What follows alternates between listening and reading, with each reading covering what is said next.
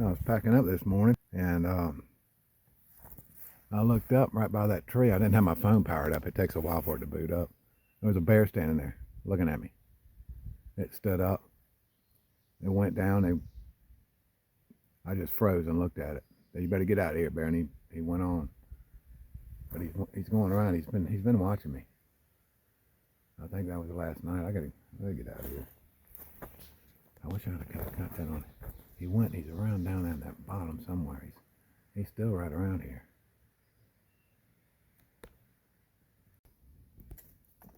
I'm about 8.5 miles out of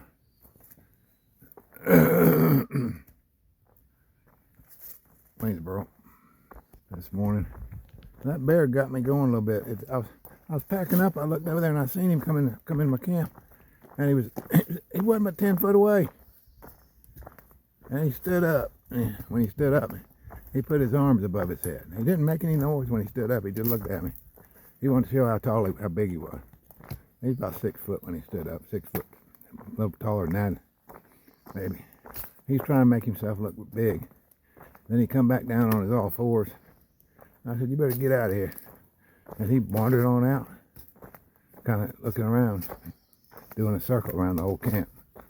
And there ain't no doubt he has gotten into some food bags around there. He had no fear of me at all. He wasn't going to take that chance of coming up close to me, because he knew I had food, of course. And the thing is, I thought I thought it was a deer last night, but it made some noises where I didn't think it was a deer. So I didn't spotlight it and didn't worry about it too much. But yeah, that bear was outside my camp all night, no doubt about that. And it didn't have no fear. But luckily, yeah, he's I don't know. Here we go.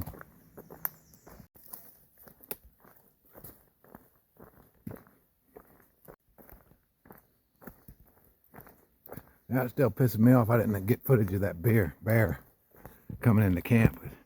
I did the right thing. I reached and grabbed my phone. I had my phone on my hip. I done put it on my hip, picked up camp, but I hadn't booted my phone up yet. And when I saw the bear, I went to boot up the phone, and I was really messing up, because after it booted up, I kept trying to get it in the camera mode, and it wasn't ready yet. You know, it takes like 2 minutes to boot the phone up. That encounter lasted about 1.5 minutes. You know, so the bear was out of sight by the time I got the camera up, put it that way. But I shut down the phone at night to conserve, and it's just a habit. I didn't really need to shut it down. Well, I did. I'm still conserving. I got a cell signal now. I don't have the phone. I still got an airplane mode. I don't want to take a chance where it goes in and out of cell, so it burns battery. And I still got battery on the block, but I couldn't charge the block up in that camp yesterday.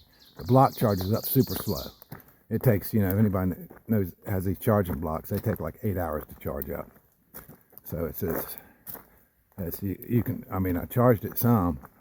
charged it for a couple hours, but and then I used it last night. I charged the phone completely up to about 60 last night with the charging block, and then I charged the transponder from about 25 to something, so I still got power on the charging block. But I'm going in town now as quick as I can. All right, it's around 7 o'clock. I figured in another hour or so, by 8:15 or so, I should be at the shelter. I'm going to eat breakfast there. Then I won't have but about 4 miles, about 5 miles to get into town. And I checked the profile. I'm learning this app, this Far Out app, better. And I checked all the ascent and descent on all the waypoints coming into town. It's like 1,200 feet of climbing and 1,600 feet of descent. So in the course of over 8 miles, almost 9 miles. So, and as far as the Appalachian Trail goes, that's flat. Only have to climb 1,200 feet. And you're going down 16, you're just going up and down. And this right here, this path right here, I'm going to put this phone down and cruise. I can cruise on this. Still kind of rocky, but I'm making pretty good time, I think. All right, we're coming down an elevation.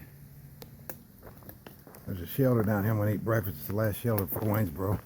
The elevation drops like 500 feet in a mile, so I'll be going down to that shelter.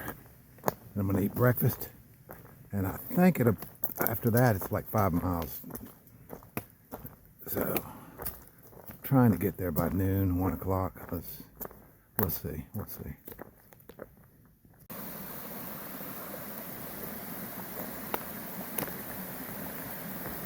that shelter at? Probably at that hill somewhere. Yeah, now I find out.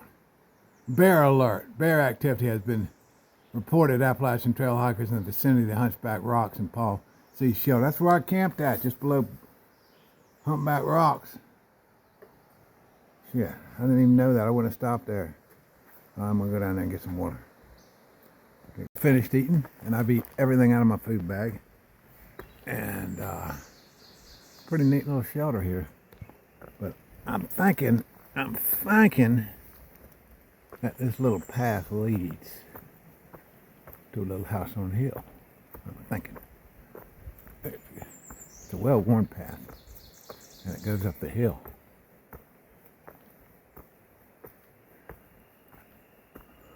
Yep. There's a little house on the hill up here. I see it. Little house is on the hill up here. Yep. It's a little house on the hill with a view. What the heck's going on here? Yep. Look at the view from the house on the hill. I remember this place. I was up here in the winter in 2018. There was no leaves down there. You could see the creek was overflowing. You had to wade across that creek. I remember that.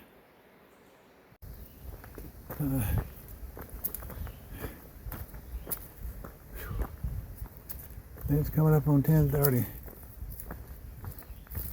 We're moving along.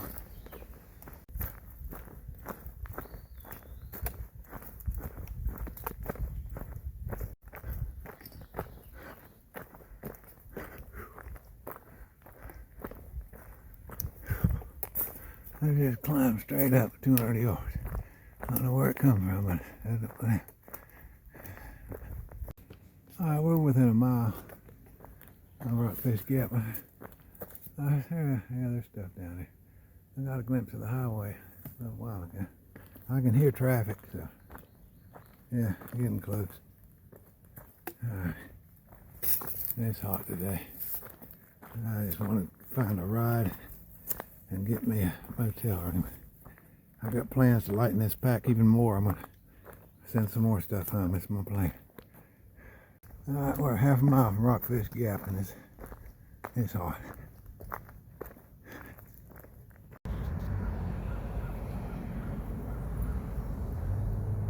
Alright, we'll figure this out. Whew. Check this out. How many 2-star 1950 era hotels has got a workable pool? I've never seen. They're all never seen one. I mean, think about it. I done went swimming in the pool, got all my clothes done. They had a laundry down there, got all my clothes done, trimmed up my mustache. Got all my clothes washed. See if I can see this. I'm kind of scrawny looking, but I'm clean. I am clean. And I'm gonna go to a restaurant and eat.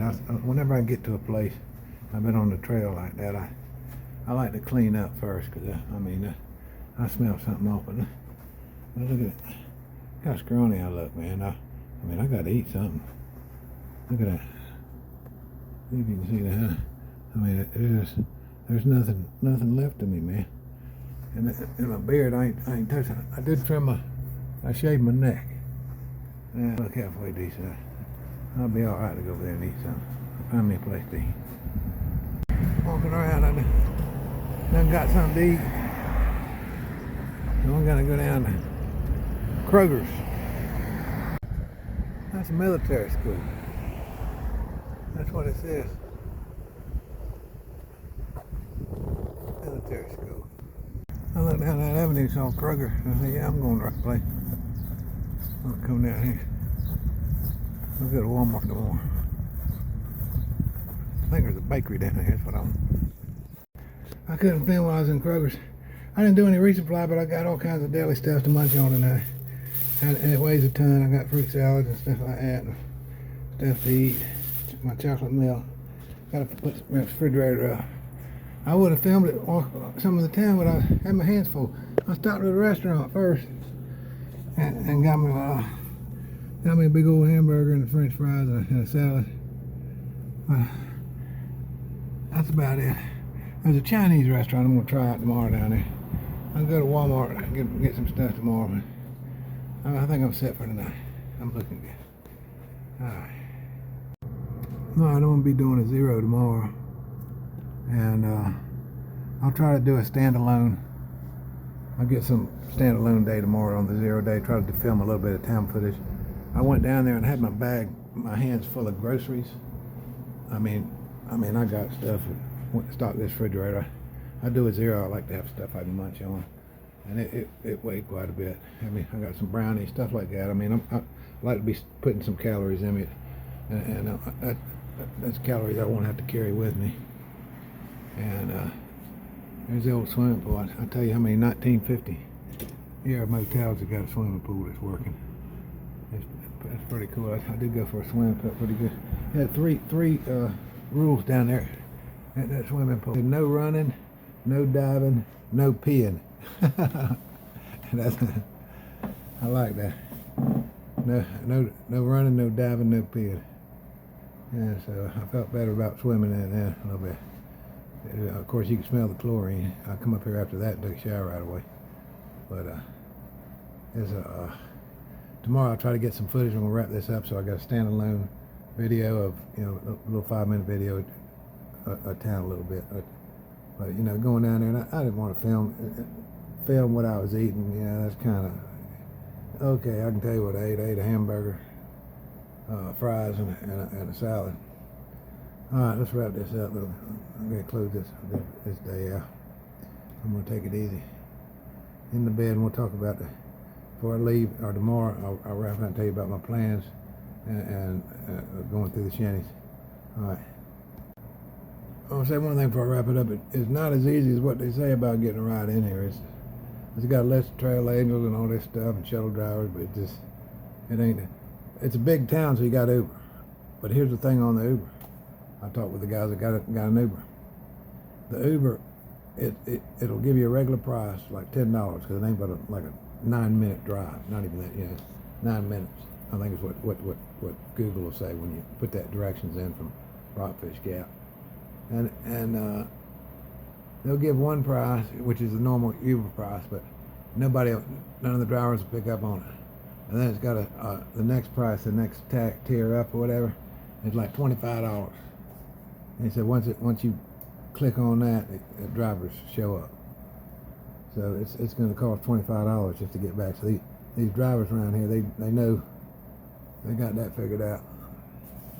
So but that'll be all right. I'll probably Uber out of here, and but that's the way of the future. It's a lot of these places, these hotels, have their own shuttles where they have somebody, then they give them $10 or $10 a head or something like that, and they be constantly shuttling them in and out of here, and these shuttle drivers would just keep running back and forth. They're making money because they're constantly driving. It's only a 10-minute drive. If they're getting $5 a head or something like that from the hotel, or $10 a head from the hotel, they come out. The hotel comes out because to get somebody to and from the trail for $10, they're charging you $70 for the room. So they help fill that hotel up. Because if they pick them up from the Gap, they give a free ride from the Gap. This hotel will fill right up. It'll fill every room up when that hiker bubble comes in. Some of the motels that don't do that miss out. But I don't know why they don't do that no more. I don't know. That's how Ron Haven had his own van. He'd go down and pick them up. Bring him to his motel. And he'd fill that motel up. And it was pretty cool when you fill one of these motels up full of thru hikers. It's like everybody's talking and everybody knows each other. So it's a pretty cool experience. But I don't know, times are changing. But we'll go down and other than that, but to ride back, I'm gonna download the Uber app. I ain't never used it, but I'm gonna learn how to use it. So I'll be going Uber out of here. I ain't gonna mess around. And I got lucky on the ride in here. There was two other thru hikers. I mean, I was lucky. I walked up, saw him up at the gap, and he was just getting. They had all their stuff out, unpacking it, and he had just dropped. I guess it was his wife, and they were thru hiking, and they had to get off the trail for some emergency or something. They're coming back on the trail. He had a rental car. And he had to bring that rental car back to Charlotte. So when are you going to bring that rental car back to Charlotte? He said, in a few minutes. I said, man, bring me down. I said, can you drop me off at the motel down there? He said, I don't know how to get there. I said, I got a super phone. I'll get directions. And I got my phone up, hit the directions button. I said, it's 9 minutes away. He said, okay. I sat that super phone giving the directions right here. I said, that's good to go. So I got lucky. But other than that, I guess I'm gonna eat some snacks, drink some chocolate milk. That's it.